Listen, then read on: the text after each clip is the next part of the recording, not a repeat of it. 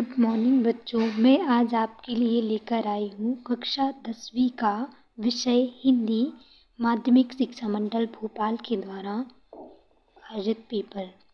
समय है 3 घंटे का, पूर्णांक है 75। सभी प्रश्न करना अनिवार्य है। 1 से 5 तक वस्तुनिष्ठ प्रश्न दिए हुए हैं। 6 से 17 तक प्रत्येक प्रश्न 2 अंक का है। 18 से 20 तक प्रत्येक प्रश्न 3 अंक का है। 21 से 23 तक प्रत्येक प्रश्न 4 अंक का है और 6 से 23 तक सभी प्रश्न के आंतरिक विकल्प दिए हुए हैं। जैसा कि प्रश्न क्रमांक 1, सही विकल्प चयन कीजिए। रीति काल को काव्य की दृष्टि से बांटा गया है 2 भागों में, 3, 4 भागों में या 7 भागों में। सूर के पदों में तेल की गागरी का कहा गया है श्री कृष्ण को, उद्धव को, गोपियों को या सूर को। चरणों में निहित मात्राओं के आधार पर दोहा सम्मात्रिक, विषममात्रिक, अर्धमात्रिक या अर्धसम्मात्रिक। नेताजी का चश्मा कहानी का मूल भाव है। शिक्षा का विकास, समाज सुधार, मूर्ति का विकास, देशभक्ति की भावना। वह धीरे धीरे रोने लगा। वाक्य में क्रिया विशेषण का भेद है। कालवाचक क्रिया विशेषण, स्थानवाचक क्रिया विशेषण, रीतिवाचक क्रिया विशेषण या परिणामवाचक क्रिया विशेषण। भोलानाथ और उनके हम उम्र चबूतरे में के एक कोने को बना देते थे सिनेमा घर, टिकट घर, रसोई घर या नाटक घर। प्रश्न क्रमांक 2 है, रिक्त स्थान में सही शब्द का चयन कीजिए। परशुराम अपना गुरु भगवान खाली स्थान को मानते थे। श्री कृष्ण को, शिव को या विष्णु को। आशय की बाह्य शारीरिक चेष्टाओं को खाली स्थान कहते हैं। विभाव, अनुभाव या आलंबन। विस्तृत कलेवर वाले काव्य को खाली स्थान कहते हैं। दृश्य काव्य, खंड काव्य या महाकाव्य।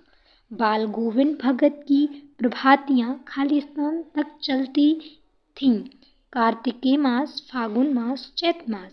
खाली स्थान वाक्य से किसी क्रिया के करने या होने की सामान्य सूचना मिलती है। विधानवाचक, निषेधवाचक या फिर इच्छावाचक। कटाओं में बर्फ से ढके पहाड़ खाली स्थान की तरह चमक रहे थे, चांदी, सोने या मोती के। प्रश्न क्रमांक 3 है, सही जोड़ियां बनाकर लिखिए। उत्साह कविता, मानवीय क्रियाओं का आरोप, रिपोर्ट तार्ज की भाषा, सफ़ेद फूस जो कम बोलता हो, अज्ञे। प्रश्न क्रमांक 4, एक वाक्य में उत्तर लिखिए। फसल कविता हमें किसके करीब ले जाती है? प्रश्न क्रमांक 2, विभाव के भेदों के नाम लिखिए। शास्त्रों में काशी किस नाम से प्रतिष्ठित है? किस समास में प्रथम पद प्रधान एवं अव्यय होता है? अपना हाथ जगन्नाथ। लोकोक्ति का अर्थ क्या होता है? भोलानाथ में पिता फूल के कटोरे में उसे क्या सान कर खिलाते हैं? प्रश्न क्रमांक 5 है, सत्य असत्य का कथन लिखिए। मुख्य गायक की आवाज़ भारी व गंभीर होती है। दोहा और चौपाई वर्णित छंद हैं। मानव संस्कृति एक अविभाज्य वस्तु है। 2 वर्णों के मेल को संधि कहते हैं। रंगीन पताकाएं शांत और अहिंसा का प्रतीक है। पढ़कर ही लेखक अभ्यांतर व्यवस्था को पहचानता है। प्रश्न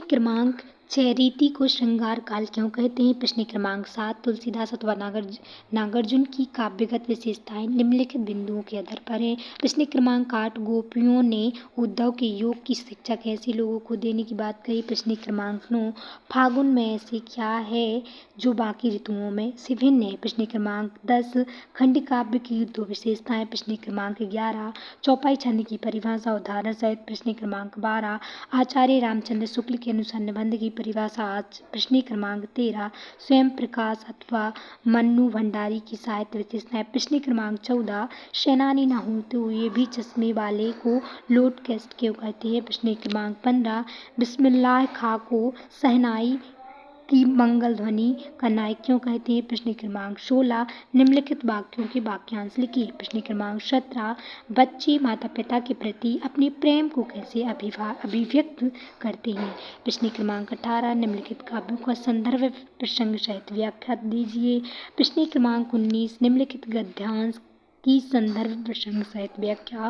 प्रश्न क्रमांक 20 मीठी बोली का महत्व विषय पर एक अनुच्छेद। प्रश्न क्रमांक 21 निम्नलिखित अपठित काव्यांश अथवा गद्यांश को पढ़कर पूछे गए प्रश्नों का उत्तर।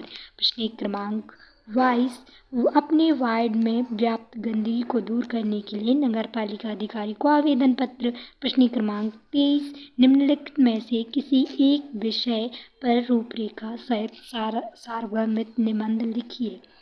Thank you. वीडियो पसंद आई हो तो लाइक और सब्सक्राइब जरूर कीजिएगा।